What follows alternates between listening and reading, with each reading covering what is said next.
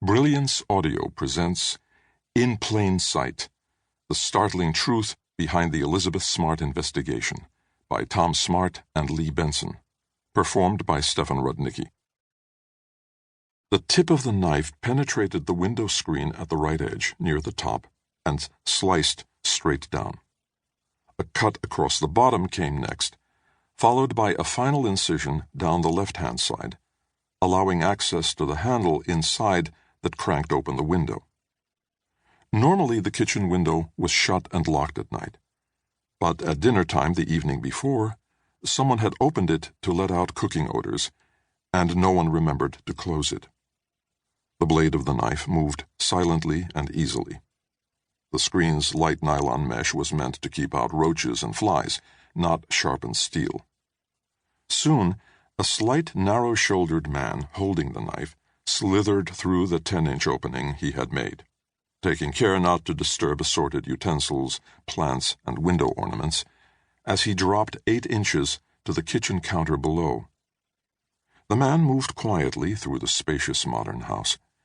It was for sale. Interested buyers who called the number on the real estate agent's sign out front discovered a list price of $1.19 million. But the million-dollar house held no appeal for the man silently ascending the stairs beyond the kitchen. He turned down a long hallway toward the corner room where the girls slept. 14-year-old Elizabeth Smart awakened to the sight of the man standing above her, tapping her shoulder and motioning for her to get up. As the startled girl got out of bed, her 9-year-old sister, Mary Katherine, lay motionless on the other side. The sisters had recently started sharing a queen-sized bed after giving their twin beds to the boys. Each of their 4 brothers had his own room. William, Edward Jr., and Andrew were just down the hall, while 16-year-old Charles, the oldest of the Smart children, had recently taken up residence downstairs. But the girls stuck together. The intruder had first circled the bed and paused at Mary Katherine's nightstand on the far side of the room. He tapped her on the shoulder but got no response. Instinctively, the younger girl stayed still and feigned sleep as the disturbance in the bedroom brought her to consciousness. When Mary Katherine dared to open her eyes briefly, she thought she saw that the backs of the man's hands were covered with dark hair, and he had wrinkles of some sort on the side of his face. His voice was soft. When Elizabeth stubbed her toe in the dark and reflexively said, "Ouch," Mary Katherine heard the man whisper for Elizabeth to be quiet, "or I'll kill you and your family."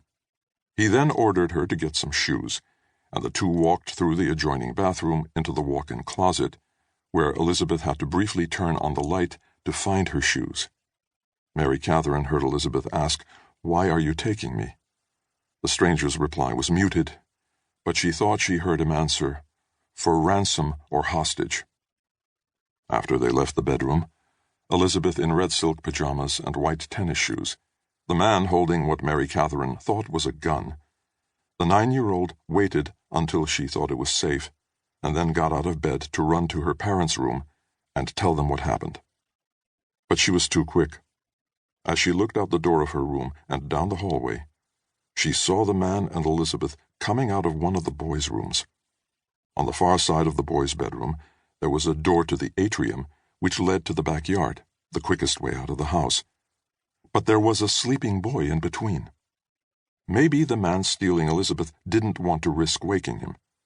Fearing the kidnapper might be returning for her, Mary Katherine retreated into her room and carefully got back into bed, faking sleep again, too terrified to move. She wasn't having a nightmare. This was real. She knew it as well as she knew there was a big empty space on the side of the bed where the older sister she idolized had been only moments before. In the hall, Mary Katherine got another brief look at the man. She would describe the clothes he was wearing as light-colored. He also had on a cap, which Mary Katherine found difficult to describe. In the dim light, she could see he was only an inch or so taller than Elizabeth, the same height as her brother Charles.